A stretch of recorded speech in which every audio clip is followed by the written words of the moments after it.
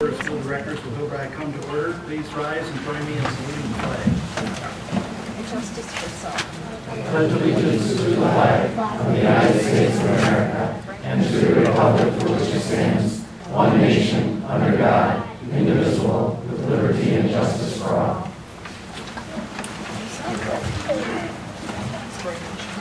Next item on the agenda is request to address the board. I have a number of requests to address the board. I'll remind all the people addressing the board that you have 3 minutes and that we do not engage in a dialogue in this particular presentation. You just have 3 minutes to present your petition to the board. The first person I have is Ms. Arlene Dabrows, speaking on cutting spending and cutting salaries.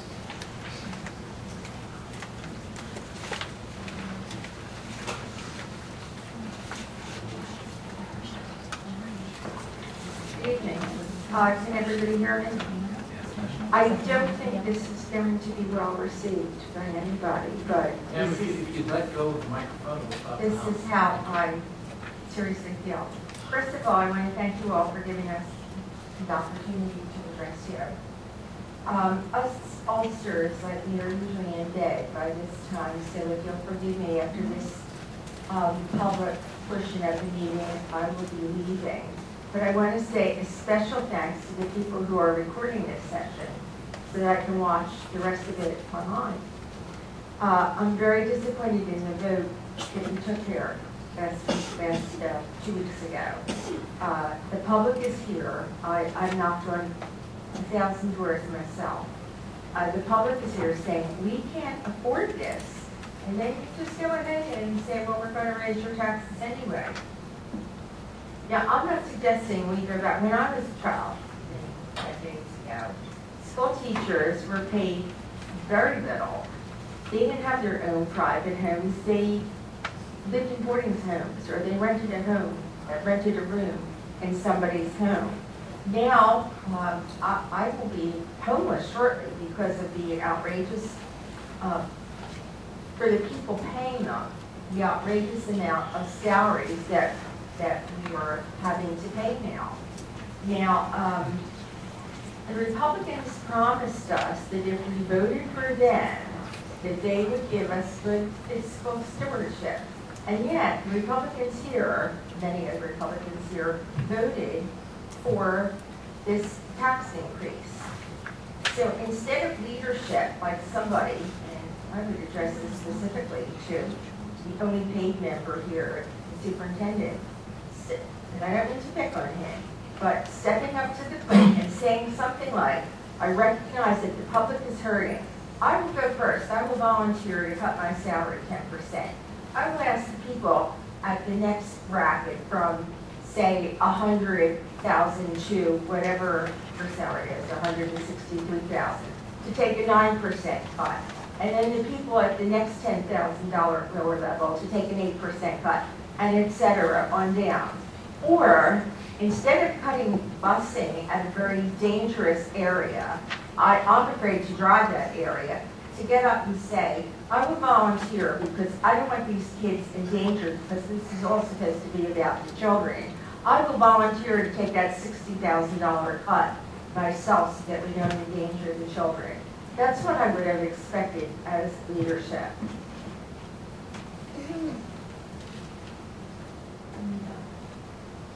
Are you done, Ms. Dabrows? Thank you for listening. Thank you.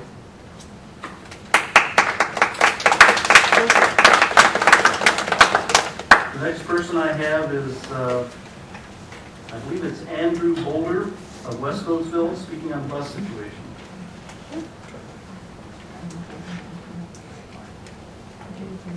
Good evening. Okay, it's looking up.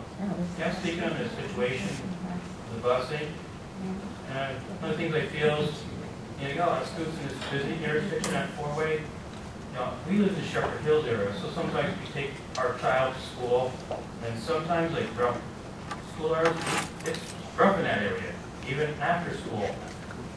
And you know, you got winter approaching and stuff. You know, I feel some of these kids this mile and a half, they gotta walk to school, and luckily we had a mild winter. But now what's this winter? We're gonna have a harsh winter? Now how are they gonna get there? You know, especially, you know, is there going to be crossing guards in that area? Or is there going to be additional signage to put in this area to allow people to slow down? Because I've seen people drive through there like crazy through there. You know, that's pretty much all I have to say. Thank you for listening to me. Thank you.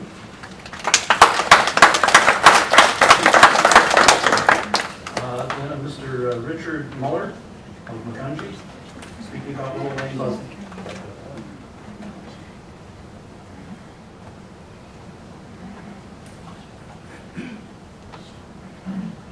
Good evening. As one of the parents of kids at Willow Lane Elementary, we'd like you to reconsider your position on the busing. I don't think enough thought has been put into it as far as where crossing guards are going to be placed. Traffic impact study that was done when the school was built doesn't apply anymore with the developments that have been built since then.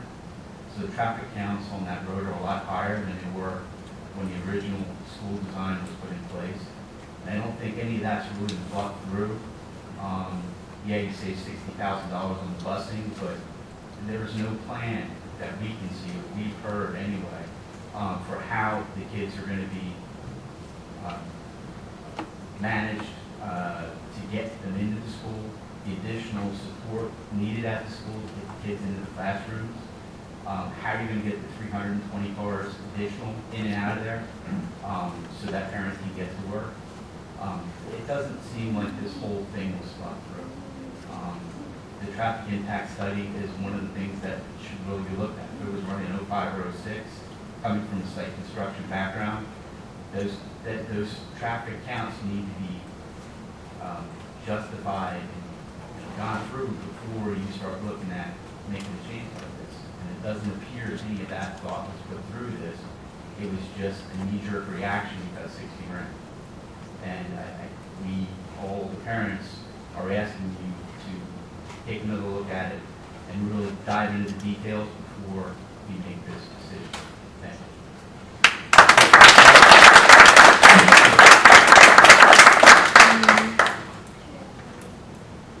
The next request to address the board I have is from Mr. Jonathan Berger of McCungy, speaking about budget decision Willow Lane busing. Hi. First, I want to commend the Board of Ed for past success. Moving to East Penn School District was a major selling point when I moved my family here 6 years ago. But based on the recent decision with the busing, I'm beginning to lose my faith a little bit with the administrators. I was wondering what kind of backward administration would vote busing out for a very crowded elementary school without a safety plan already in place. What we were told is that Willow was always intended to be a walking school, and that's great in theory, but as Mr. Muller said, the traffic counts have been greatly increased, and it's very dangerous for kids to walk. I saw a $125 million budget for the entire district, so I don't know why it was deemed essential to save a mere $60,000 by removing the busing for 325 students at Willow Lane within a 1.5-mile distance. 1.5 miles itself is absurd for elementary school kids. They're small kids. Some will be carrying heavy backpacks, musical instruments. We'll have to cross the main school driveway where cars go in and out just to get to the sidewalk. Factor in the hundreds of families that will drive. Mixed with those that will walk, we have a combustible mix there with the dangerous intersections. Now, I'm not new to talking. I was here at the last meeting. I was also at the Board of Commissioners meeting last year after the boy was hit at the intersection of Willow and Sauerkraut. I said, it's extremely dangerous. I don't want to wait until a fatality occurs. Luckily, the boy recovered. And I was told that there would be a traffic study considered, and I don't believe that occurred. So when we're talking about saving $60,000 in the grand scheme of things, that's pennies to a couple dollars for each taxpayer. Why couldn't we squeeze that out of the $125 million budget somewhere else?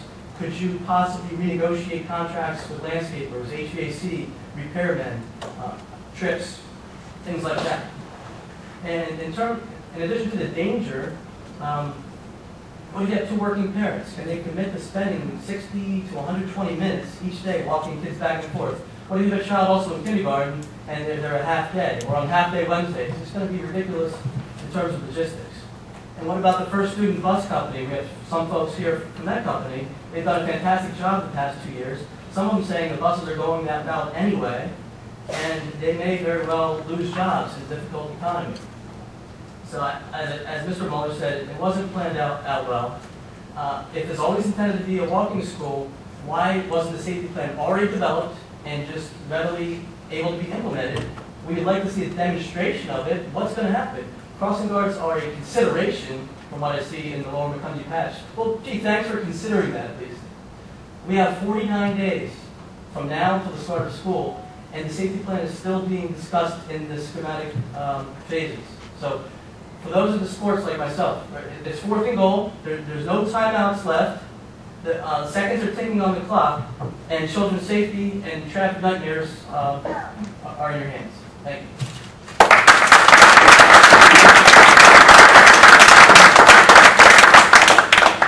I have a Mr. Mark Bartolome of McCundy speaking about Willow Lane transportation. I thank you, Board, for giving me this opportunity to speak about this important subject. I'm going to have a fourth grader and kindergartner going to Willow Lane. I'm extremely disappointed in a board whose primary duty is the safety and welfare of an education of children for the community it serves. I'm just looking for the rationale and justification of transportation services being eliminated without a safety and traffic plan has been properly developed, reviewed, communicated, and implemented. The savings is $60,000, 0.05% of a $125 million budget. The decision puts the value of safety of 325 children at $60,000 or $185 per child. I walked to my elementary school when I was young. It was about a mile away. So I'm okay with children walking to school. The elementary school I went to was about 200 students. Willow is about 3 times that size. This is not a matter of convenience. I'm speaking as a matter of safety. I believe that we are kidding ourselves when we say the vast majority of children will walk. Most parents will look to drive their children to school. This will put an increased burden on both the roads and the school staff to effectively control the influx and the egress of students. I believe that without a comprehensive and effective safety and traffic plan, this increased congestion will ultimately lead to resources being directed from not education, but to getting kids in and out of the school, increased risk of accidents around the school, and ultimately to risk of our children and accidents in the community. A couple of facts. I don't know if the board considered this. Since 2000, an average of 355 unintentional pedestrian fatalities among children of ages 14 and under have occurred each year. Even more surprisingly, 50% of children hit by cars near schools are hit by cars driven by parents of students. How can this board hope not to have our children do statistics? This board needs to put safety of its students on par with the quality of education that it's trying to deliver. Once again, I urge you to reinstate the transportation service until a comprehensive plan is again developed, reviewed, implemented, and properly communicated. Do you really want the legacy of the 2012-2013 budget and this board to be that we save $60,000 and we don't have a few children hurt? I know I don't. Thank you for your time.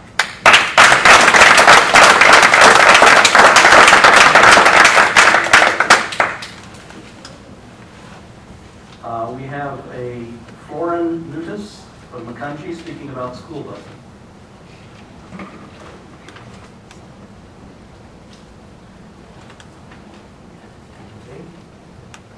First of all, I would like to say that I live in this development for the past 7 years. So it will be my 7th year, and I pay taxes, and I don't have any kids in school.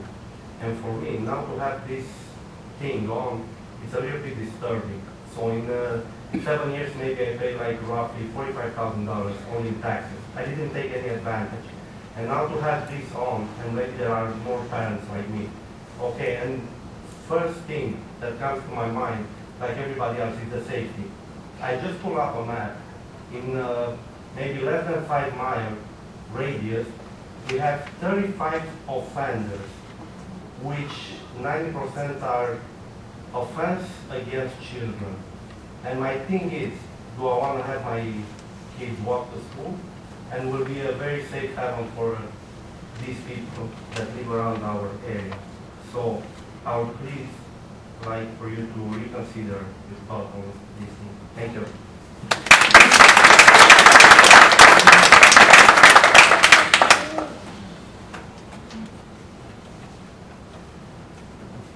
I have a Mr. Chris Dunn of Macungie,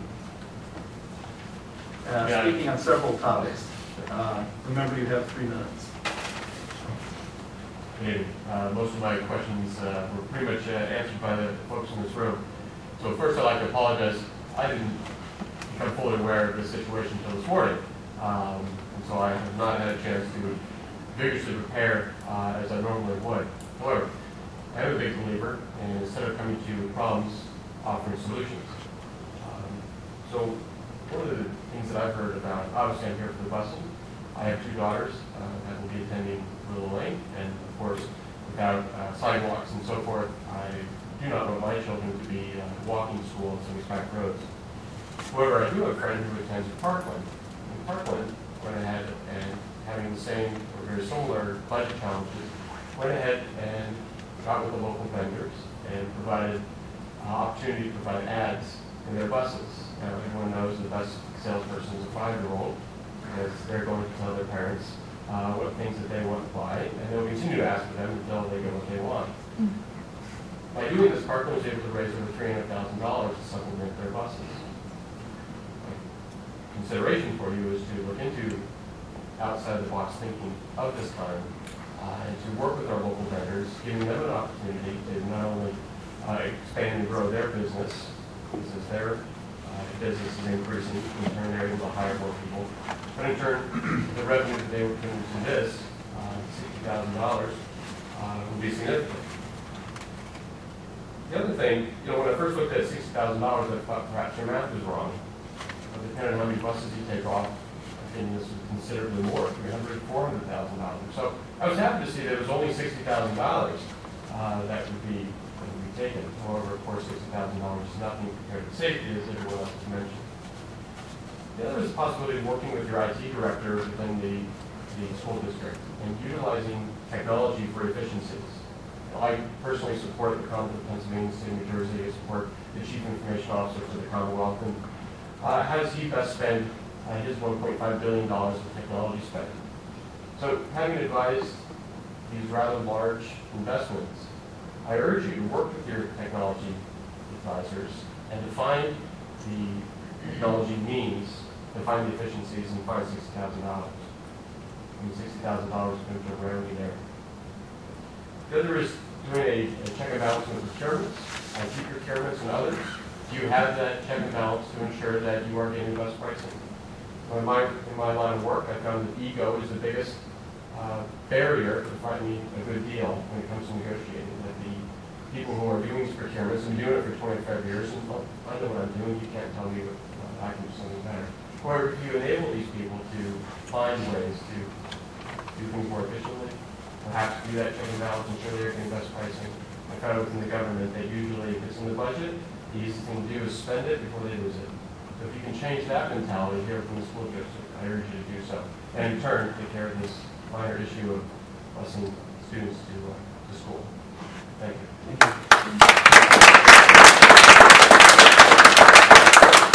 Those are all the requests to address the board that I have. Mr. Ballard, I move that $60,000 be taken. I call for the orders to reserve. It's out of order, Mr. Stolz. If you want to introduce the motion, it will be during new business.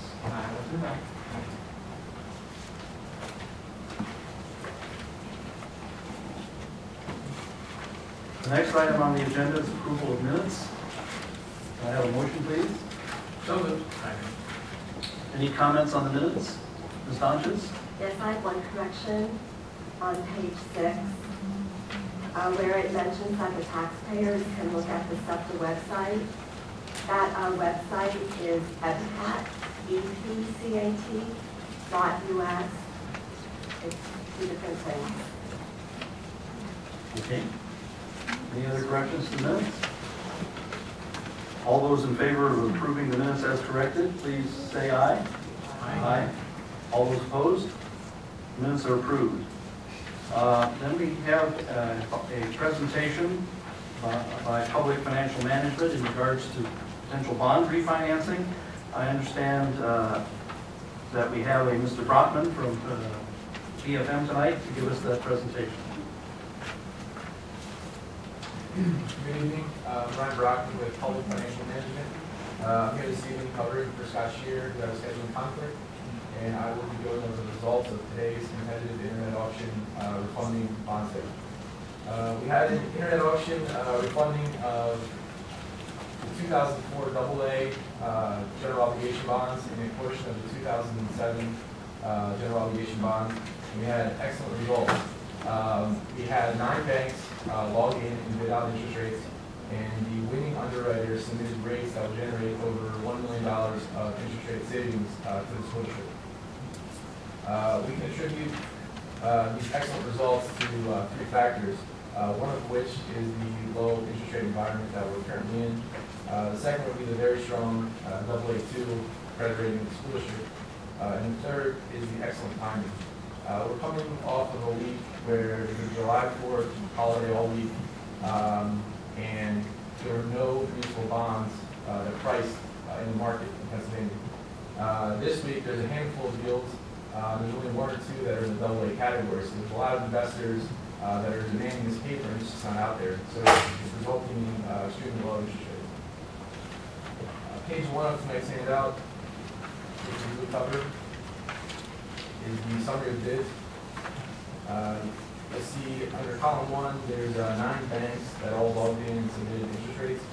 The lowest cost of borrowing was submitted by FTN Financial out of Memphis, Tennessee. I wanted to direct your attention to the bottom of column 5. There's actually, this competitive auction that took place today actually set 3 records for us as an advisor. We've administered our website since 1999, and the total of 149 bids submitted far exceeded any auction that we've ever had. Also, the auction lasted 48 minutes. The typical auction lasts 15 or 20 minutes, but there were 41 bid extensions that extended that auction. You'll notice FTN Financial bid on your bonds 46 different times. They bettered their interest rates 46 times to win this auction. Pages 2 through 4 are the chronology of bids. I'm not going to get too much detail here. Just outlining which bank did what at what time.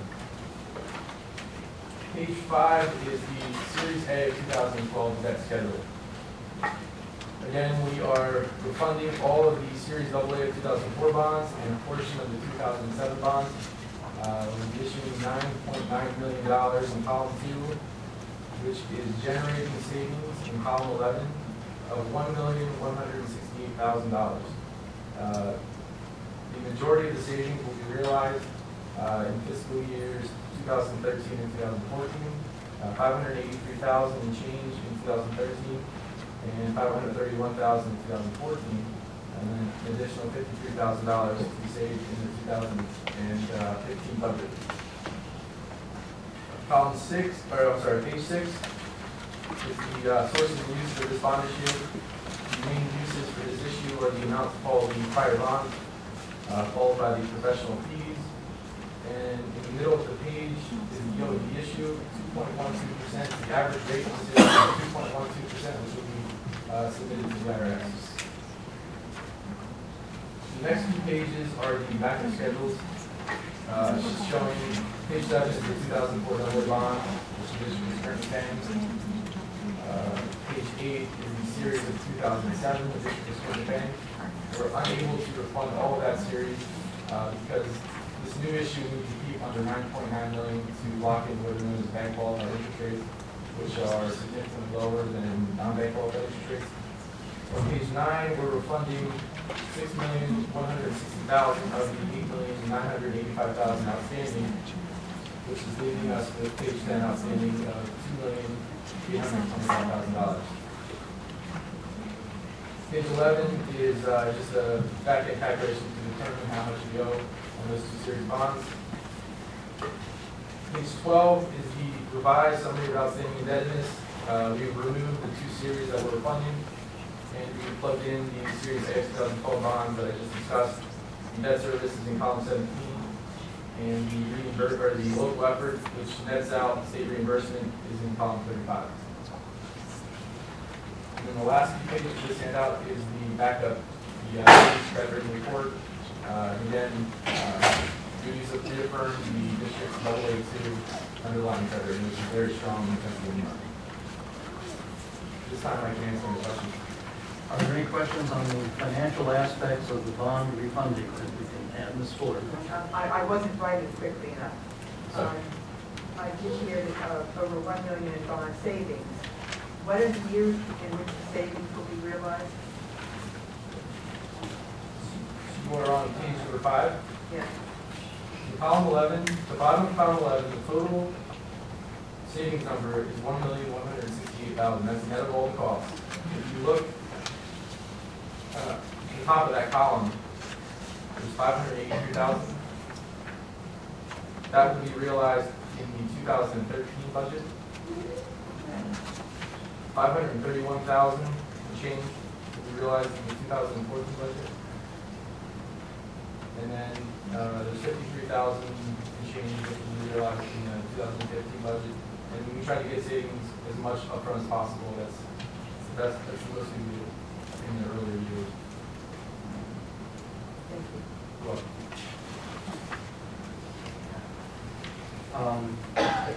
No one else has any questions? I have one. Regarding Moody's Investor Service report on the district,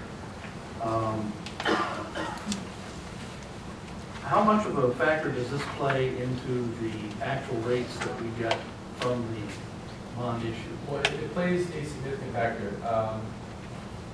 Triple A is the highest rating you can have, and there's maybe 5 school districts in the entire state that have that rating. That's an absolute perfect rating. The next AA1, AA2, and AA3. Anything in the AA category is considered extremely strong.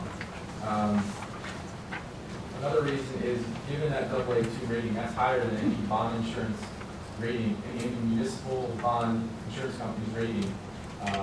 There's actually one game left in town that's Assured Guarantee, and the rating is AA3. So given that the district was able to achieve the AA2, these bonds will be sold without the use of bond insurance, which is going to save the school district an additional 40 basis points on $10 million. So.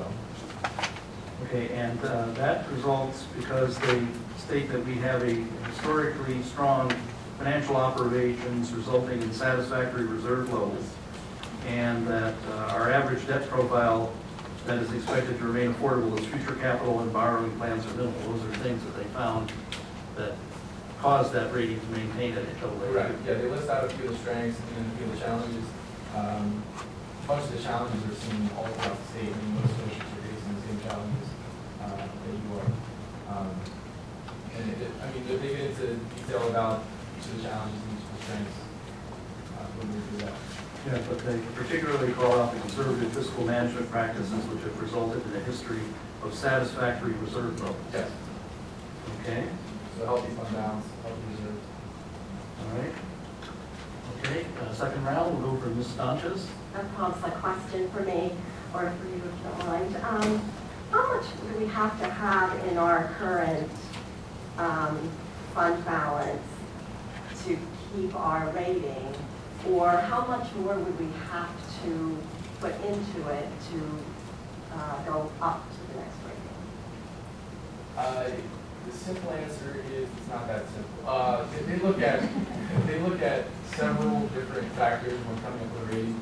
It's not just, if there's 8% of your revenue in your fund balance, you're going to get a AA2 rating. They look at your fund balance, they look at your debt, they look at how much debt is amortized in 20 years, they look at tax rates, they look at a variety of factors. If they start to see some trends, the district tapping into their fund balance over several years, then they might put the district on a negative watch, which means there's potential for downgrade.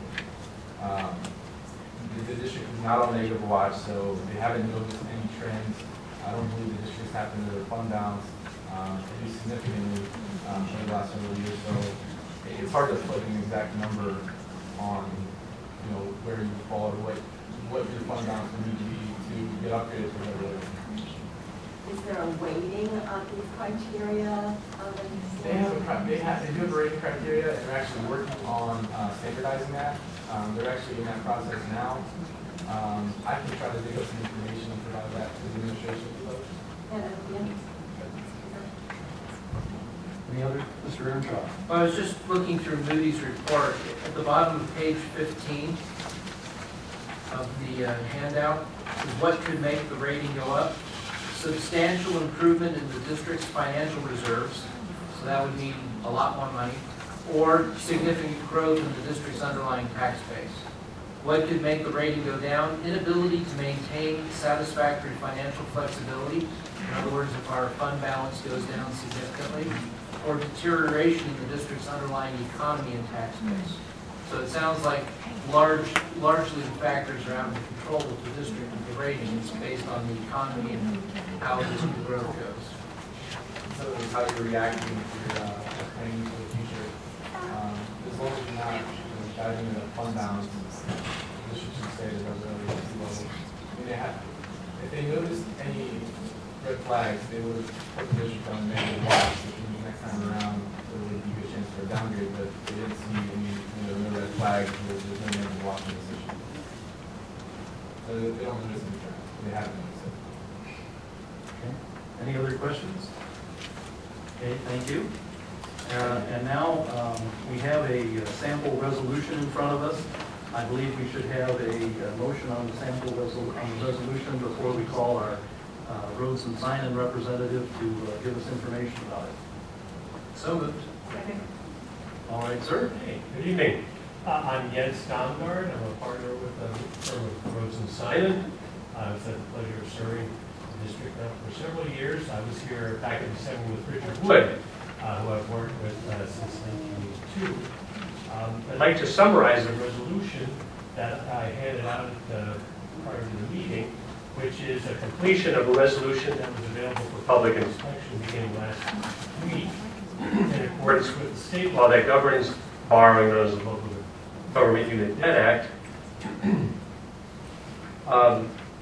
This resolution was advertised in accordance with that law and is in a position to be adopted.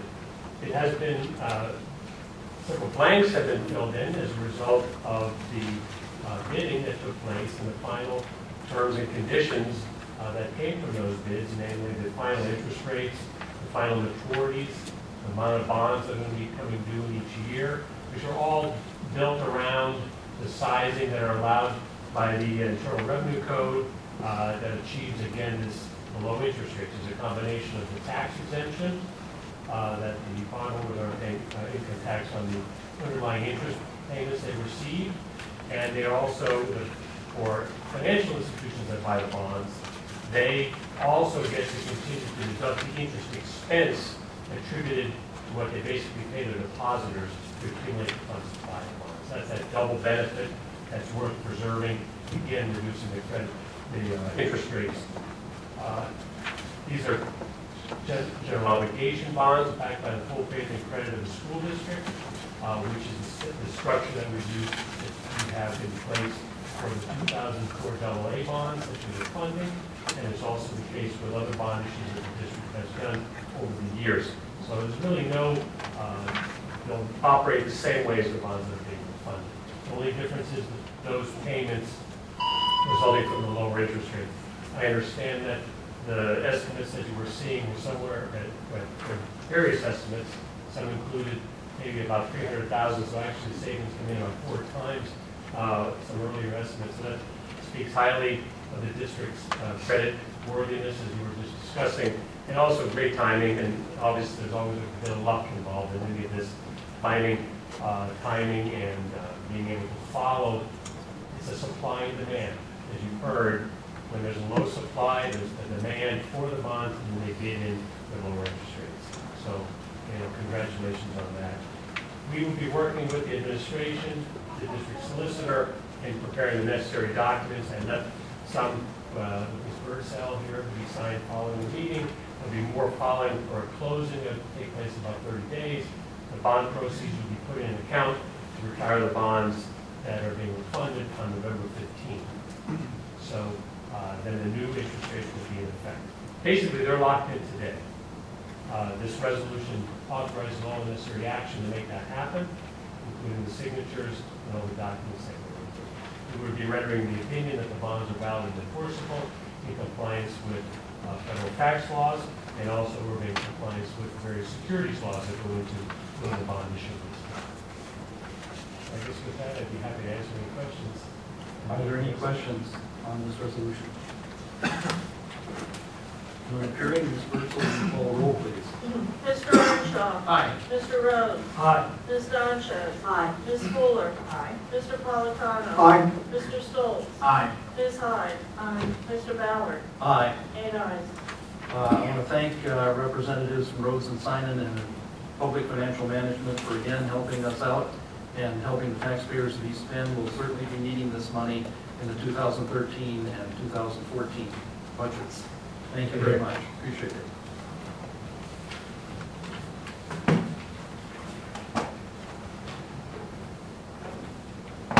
The next item I have on the agenda is the report of the superintendent of schools, Dr. Thomas Seidenberger. Dr. Seidenberger, you have your update. Thank you, Mr. Ballard. A couple things since we've met last time and we passed the budget. I do want to give the board an update that we received the communication from the State Department regarding Title I funds. So let me explain. Title I funds have no impact on the budget, and they're absolutely in and out of money. The key word is planting, and so if anyone's aware of that word, we cannot substitute federal money for something that we're doing locally. So I guess there's good news if you're in East Penn and bad news if you're in some of the urban areas. The redistribution of student counts throughout the state, we're going to get about $300,000 more in Title I money. And some of the urban areas are taking a little bit of hit. Maybe their student enrollments have gone down. But anyway, we're working through, Mrs. Campbell, Mrs. Gutman and I are looking at, Mr. Mirabelle, looking at several options for how we can use that money without supplanting a local effort. Now, one of the things that we're under consideration at this point would be to offer an additional all-day K class at Albertus. And that would serve students, though, in other Title I schools, Lincoln, Jefferson, and McCungie, to see if there's a need. If not, we certainly will be in a better position to offer things like after-school tutoring, additional reading supplies, and things like that. So I'll let you know in August if we're going to go ahead and, vacation schedules has been kind of hectic. So that's one thing we are considering. So we're very thankful about that.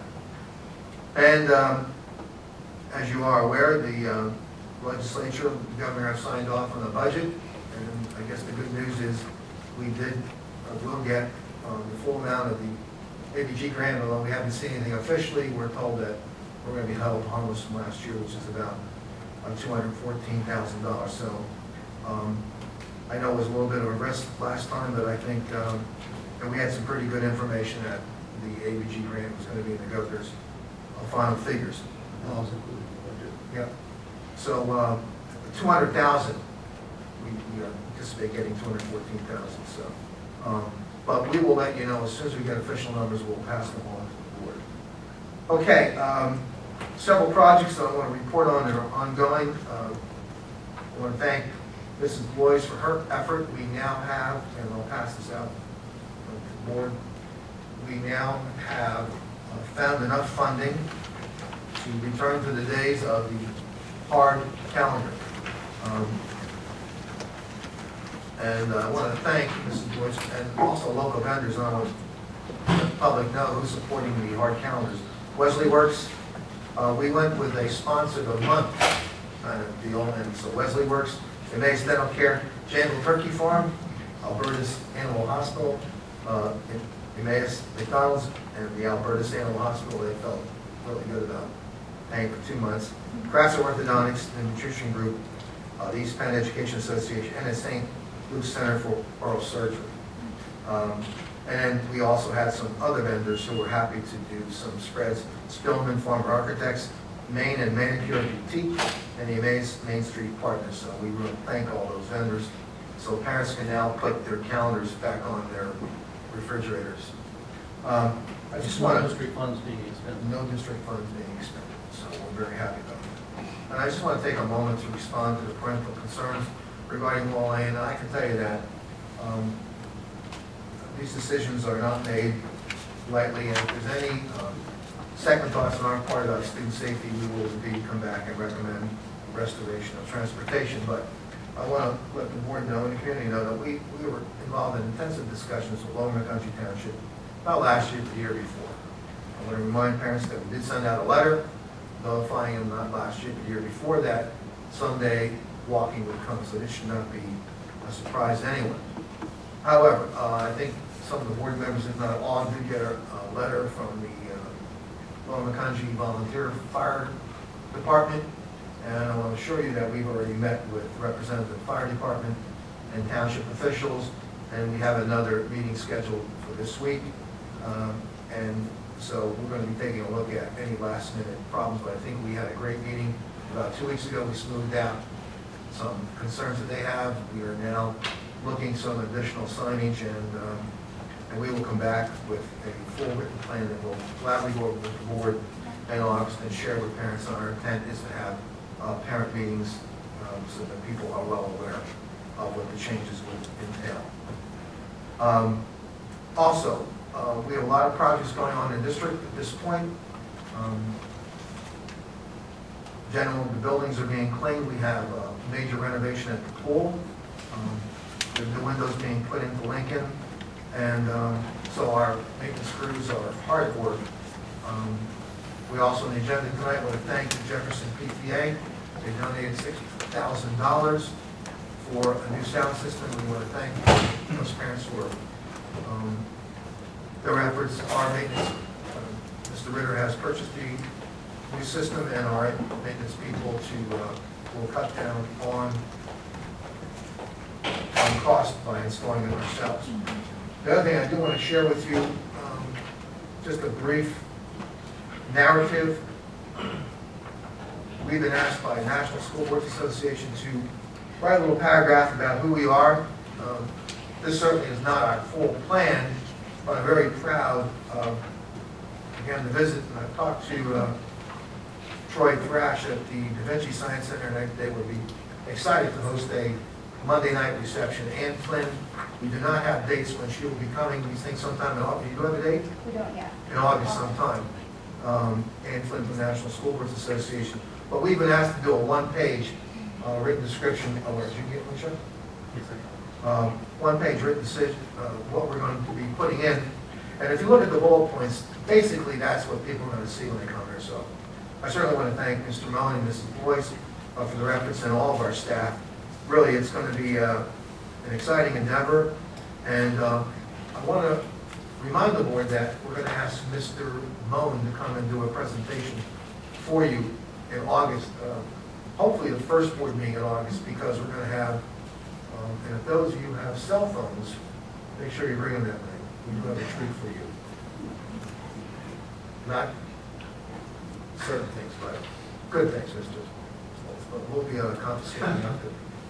We have some photos we want to share with people. I'm only kidding. But if you have a cell phone, that's the night to bring it, because we're going to ask you to do something. You'll be our first guinea pigs on those things, and you won't be disappointed. But you'll be able to touch base with East Penn School District wherever you are. There we go. So we're excited about the visit coming up. I do want to talk about rounds. Now, we've had just a terrific year with the whole process. And we certainly want to thank the board for your profession of faith in this most important academic endeavor. And I'll be the first to tell you that last year, we took this sort of a, not knowing much about it, but from the moment that Dr. Torman and I set foot in the Amherst of Massachusetts about a year ago, I think we both had a lot of time to say this is the right path for us. Looking for a rallying point about all the right things that we should be focusing on. And I'm not going to put words in your mouth and Mr. Rich Wine's no longer on this board, but for years and years, the castigation of the fixation with standardized test scores. So I like to believe that Rounds was the antithesis of doing that we're looking at what we're doing in each and every classroom in the district, whether it's kindergarten classroom or AP calculus, that there's going to be a faithfulness to our district mission statement, which talks about creating critical thinkers and problem solving. And I think the work that we've done this year has been reflective of that commitment to improving instruction. I think if I can reduce Rounds to the least common denominator, it's about quality instruction in every classroom in this district. So what are the highlights? Well, they're hard to explain, but this is our work this year. And you know, what's the only disappointing thing, make a public complaint and whining, but we're going to rectify this. Dr. Tom and I are going to take a trip to Harrisburg. She did an extraordinary, and I want to really thank the planning team. Mrs. Carrick's here, Mrs. Nowak's here, Mrs. Campbell is on vacation, but Mrs. Levy will be joining us. But the incredible amount of work that Dr. Tormer did in this project was just extraordinary, and I take my hat off to her. She was really the glue, internal glue that kept this project together. But all of our work is reflective in its findings. And we had a great meeting June 26th, and all of our administrators now have a written product. We have memorialized each and every bit of our work so that when we shift the goal this year from a district-wide perspective to building-wide perspective, all of our administrators can go back and tap the wonderful artifacts and work that we've done. And I will tell you this, I think to a person, our administrative team will tell you that this was a really unifying process. Everybody assumes because we're in the education business that we talk about education all the time. Well, I can say we talk about it some of the time because there are a lot of things to discuss, especially when we have cabinet meetings.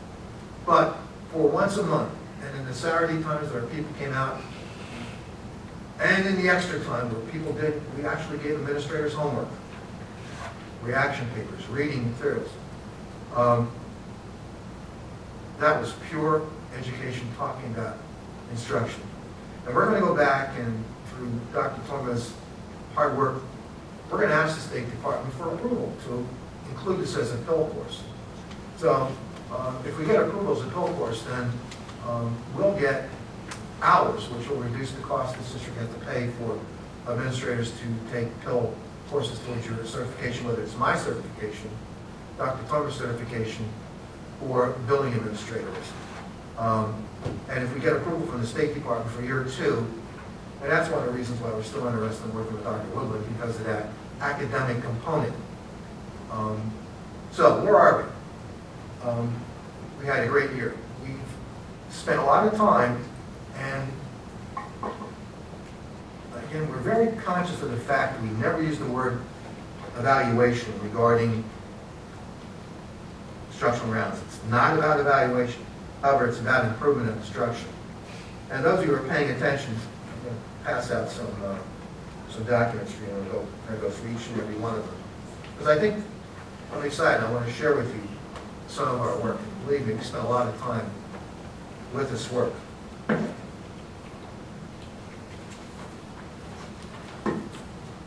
The new teacher evaluations coming out, we certainly never want to mix and match what we're doing with rounds with evaluations. But I guess there is a huge plus in our work last year. And so on another level, we now have, the hardest part was getting agreement.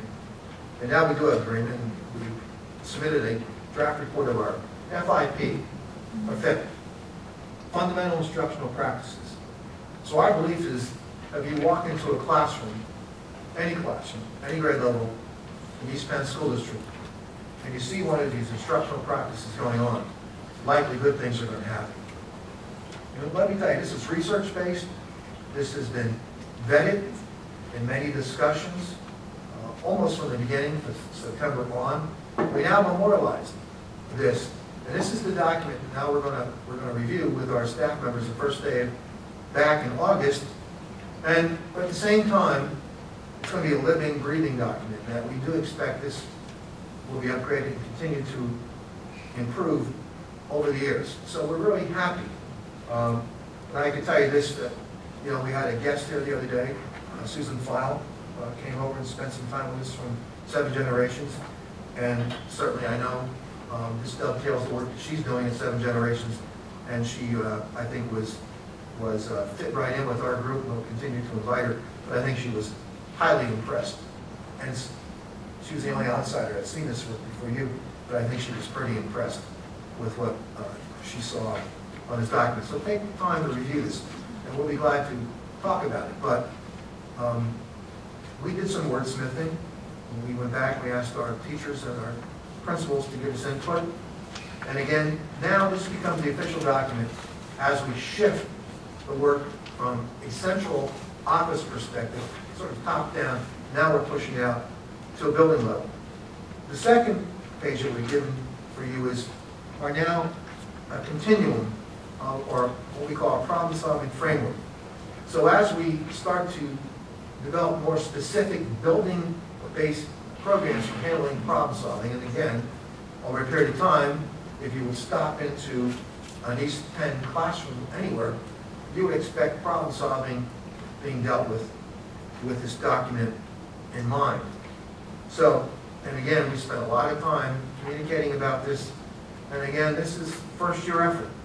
We would suspect that this document will be refined and be added to over a period of time. So we're very pleased. And again, the nice thing working with Dr. Woodlands is she's working with the people at Harvard, now working at the University of Massachusetts, and I think she would tell you that she has been totally impressed with the work of the school district. And I would like to say that we're probably a leader in the rounds movement, although there are different variations of rounds. I think from a district-wide perspective, we've done this as well as any school district, probably in the Northeast United States, that has been working on rounds.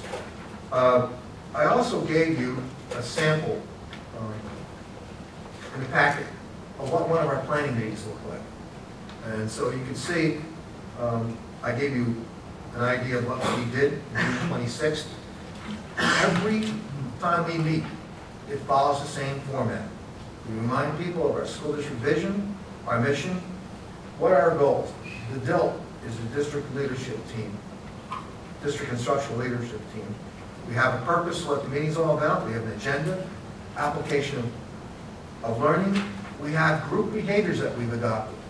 In other words, how do we behave as professionals during these meetings? And we always remind people of what. And I can tell you this, that when we're in discussions, none of them were heated, but there were a lot of them that were really intense this year. And we did not pull rank. None of us were worried about if Dr. Steinberger's the boss, Dr. Tormer's assistant superintendent. I can tell you that never entered the discussion. I think we were able to really deal with that on a normalized basis. And again, I think if you would have been here for some of these sessions, that probably, as a superintendent of schools, was the most satisfying part of the whole process, is to hear a variety of perspectives from administrators at all levels in the organization, whether you're a principal, assistant principal, special ed supervisor, director of technology, doesn't matter. This is our collective work. And then shifting to next year, we spent school district administrator goals. Our administrators compile this during the summer months, and then we approve them. But so we have 3 specific goals. They're non-negotiable. What's going to go on rounds in the building level this year, I've given you 1. And principals had a little bit of time on June 26th to start working on their plans. Dr. Woodland will be here July 30th? August 1st, I'm sorry. August 1st.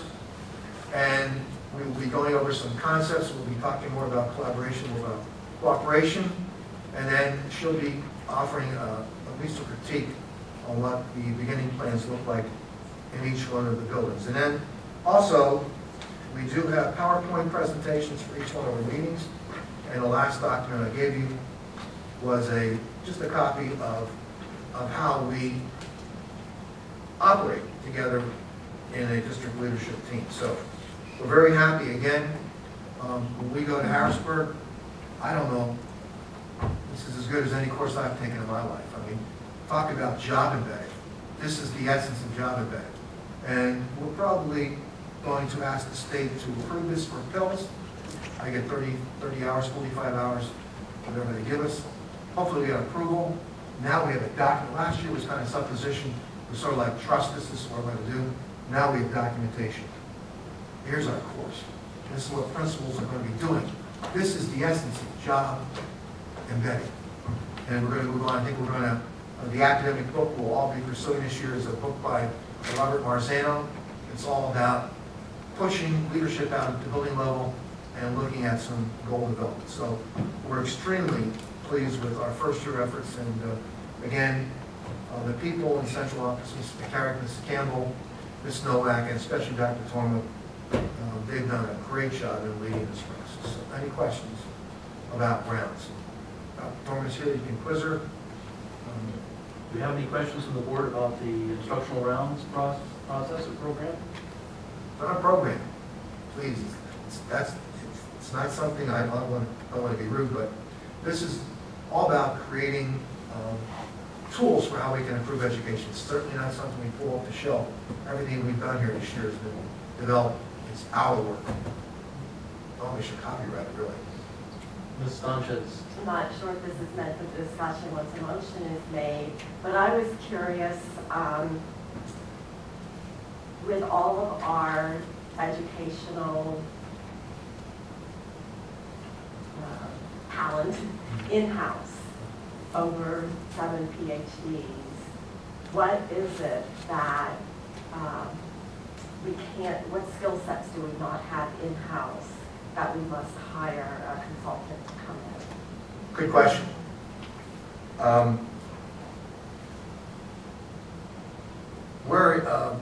Rounds is a fairly new process, although I've done some things that are related, not exactly like this. So is Dr. Torman, so is a lot of our administrators, but we want to get it right. We want to do with attention to detail. Plus, let me use the word, Dr. Woodland, instead of a consultant, how about a coach? Every team needs a coach.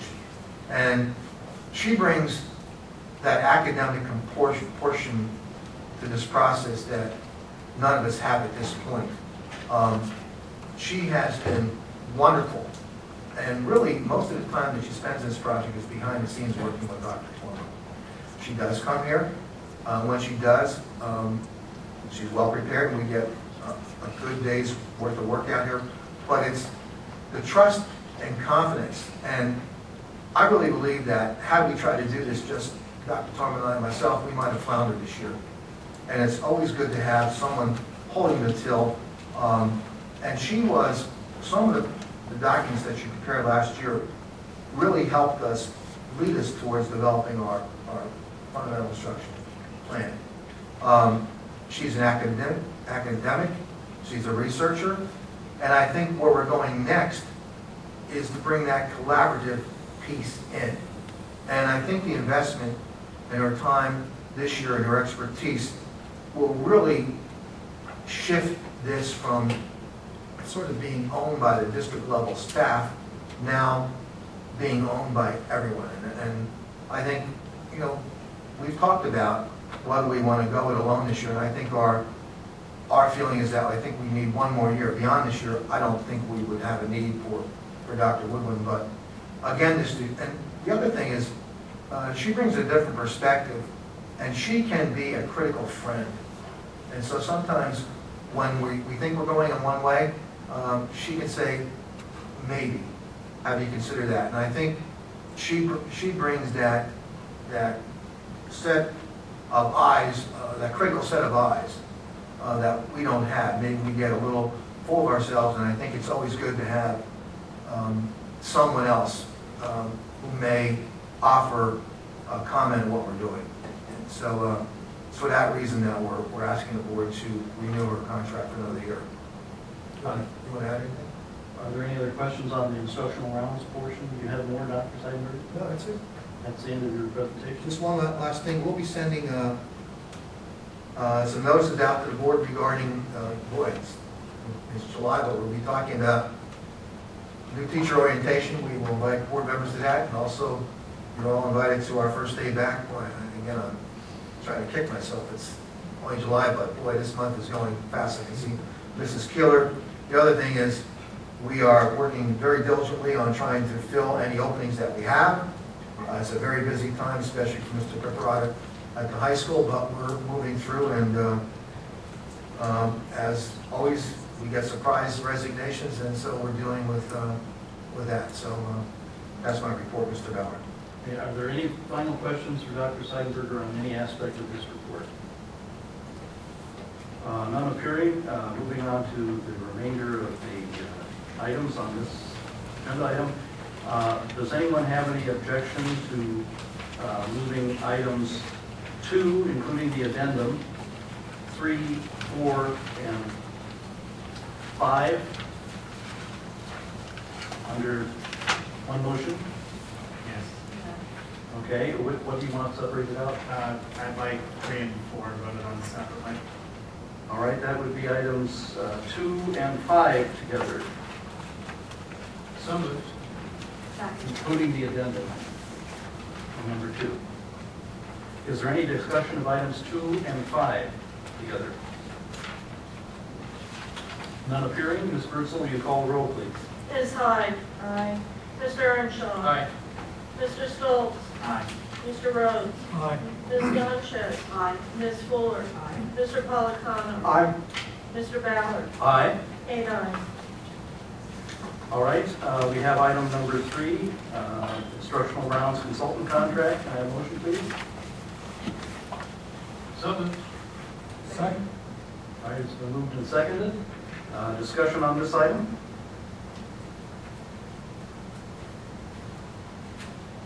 Ms. Sanchez? I struggle with this.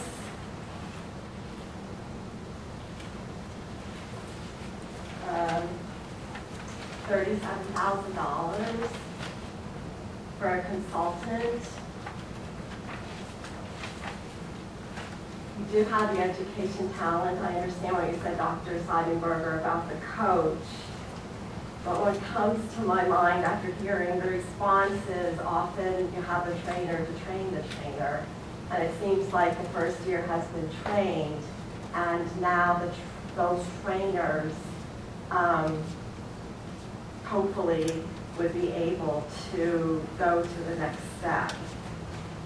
$37,000 is 1,880 hours of a $19 salary. Like an assistant, if we're paying around $19, could get like over $1,800 out of face time with students, one-on-one or in the classroom.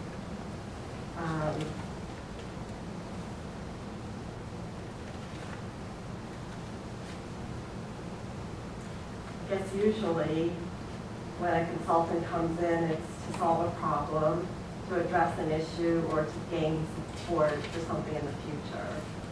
And I'm not sure I'm clear on which, if any of those it is. None. She's working with us not on a future problem, not on solving something. She's guiding us through an intensely different process. Said before, this is all about classroom instruction. We're trying to get ahead of the game, okay?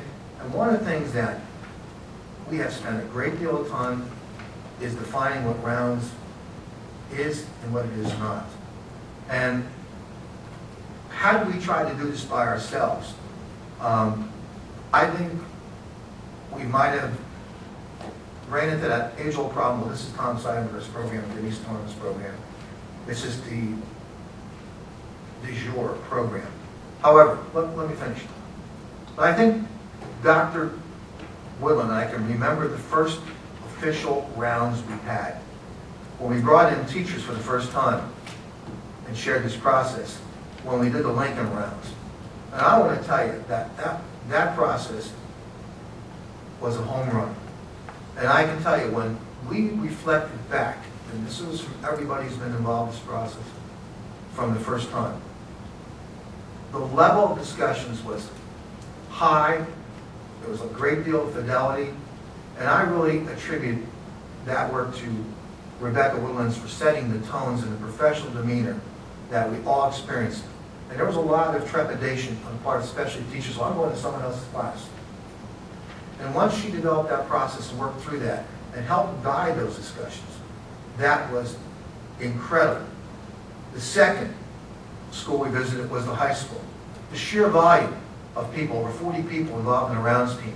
And again, she adroitly guided that process and led us through a very different kind of process, because we have a lot of elementary teachers and middle school teachers who had never been in high school before, but staying focused.